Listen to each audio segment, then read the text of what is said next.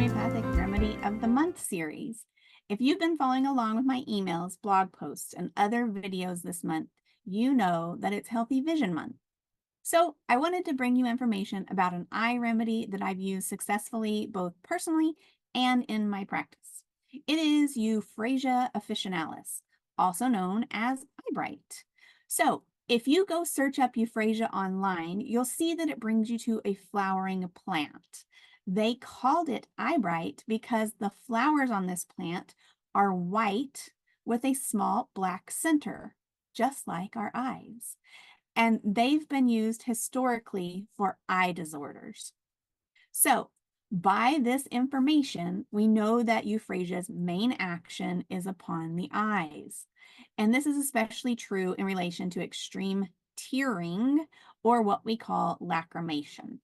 This tearing may feel hot or burning to the person and be present a good majority of the day. But when they wake in the morning, they find they have crusties, or what my kids like to call eye boogers. The eyes may be swollen, red, and very itchy as well. And you might be thinking, this sounds a lot like pink eye. Well, you're right. This is a great remedy to use during pink eye. I tend to reach for this remedy myself if I feel like I have sand in my eyes. Others in my practice will come to me and say, my eyes feel gritty and I just want to rub them. This is a very common description from those suffering from allergies or hay fever, and Euphrasia works extremely well for these symptoms. This is also a great remedy for dry eye.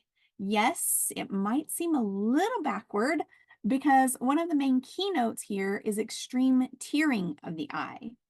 But if you ask anyone who's been diagnosed with dry eye, they'll tell you that they actually have lots of tearing. This month's blog post goes more into depth on dry eye, so be sure to check the link in the description if you'd like to go read that post. Euphrasia can also be useful if there has been an injury to the eyelids.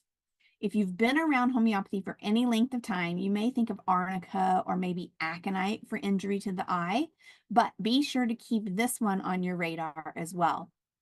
I think back to a time when we were camping with some friends and all the kids decided they wanted to have s'mores for their evening treat.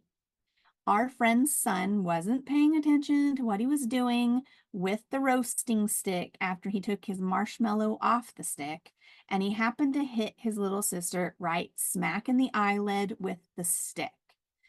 Their mother is a naturopath, so she sprung into action, gathering a few wild plants that were growing in the area around us to start putting on her eye topically. But this is an instance where maybe you would watch in the days to come to see if any other eye irritations develop, and you might just reach for Euphrasia in that particular instance. But just like other homeopathic medicines, Euphrasia can be used for more than just eye complaints. Let's take a look at some of the non-eye related uses of this remedy. Coughs, colds, and flus. I get asked all the time what remedies are good for coughs, colds, and flus. So here you go. Euphrasia can be put on your list. Last year, I talked about a few other great cough, cold, and flu remedies that I'll link in the description below so you can check those out as well. When a person has a day or two of frequent sneezing and runny nose, and then those symptoms are followed by a cough, this could indicate the need for a Euphrasia. There might be a tickling in the throat that causes the cough, and when the person does cough, it tends to bring up a lot of mucus.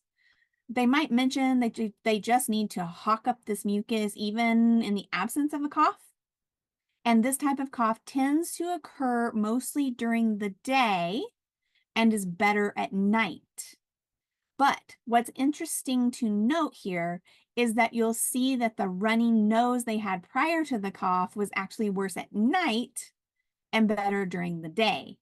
So a little opposite symptoms with this particular remedy, depending on what's happening at the time. Headaches. Now, headaches where the person has eye pressure that extends to the head could be called for euphrasia. They may feel as if the head is going to explode, and this is made worse by sunlight. Again, I've heard this description recently with the colds and flus that were circulating at the beginning of the year. It's also good for a very specific type of menstrual irregularity, one where the female has a period for only 1 day or only 1 hour. Pretty interesting, right? And for my ladies in menopause, if you have excessive perspiration at night that's confined mainly to the chest, this might be a remedy you want to consider. If you've got any of the other eye or nose type of symptoms as well, then you've got a pretty good indication that this remedy could be of help to you. I love to use this remedy in the tincture form. I'll highly dilute it in water so that I can use it as an eye drop. But it can also be used in the homeopathic potentized forms as well. So there you have it. You now have some good indications for the use of the homeopathic remedy Euphrasia officinalis. Thank you for joining me for this remedy of the month, and I will see you next time.